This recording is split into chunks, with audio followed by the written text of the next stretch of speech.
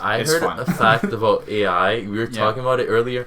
You know when you sign up for new accounts or stuff Yeah. on Google, they ask you the security questions Yeah. where there's Oh, yeah, 9 that's pretty pictures cool. Yeah. and it says pick the cars, Yeah. pick the windows, stuff like that. I used to think it was for your safety to Yeah. know it's not a robot Yeah. that's operating the computer. Yeah. But it I is. heard Yeah.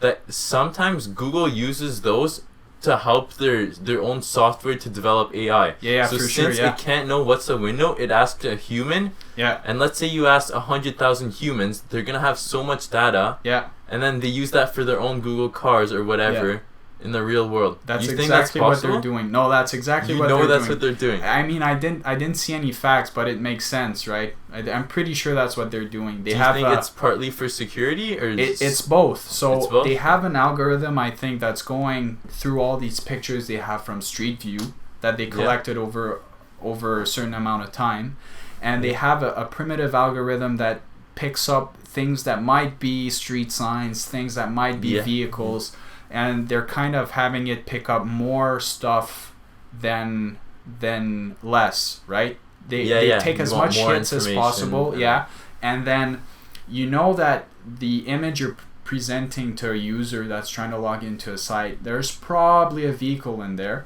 So I think what they do is they have, sometimes it's an actual image, they know that there's a vehicle in there, and they use that for security, for authentication on the website.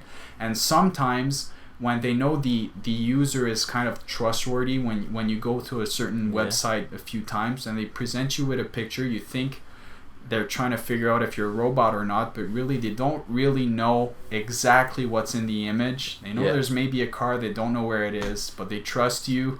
They think, okay, the user picked out these squares, we authenticated him a few times. I find that so smart. Yeah, I think it's brilliant because they're slowly training their neural networks, right? Yeah, and they're getting so much information. And I think I think they're already using that. Like if you go to Street View, it can identify certain restaurants or stuff like that. Yeah. I think pretty cool. I think that comes from that authentication stuff, that captcha. So the more user inputs you have, it narrows it down to be more and more accurate every time. And then they use that for other projects.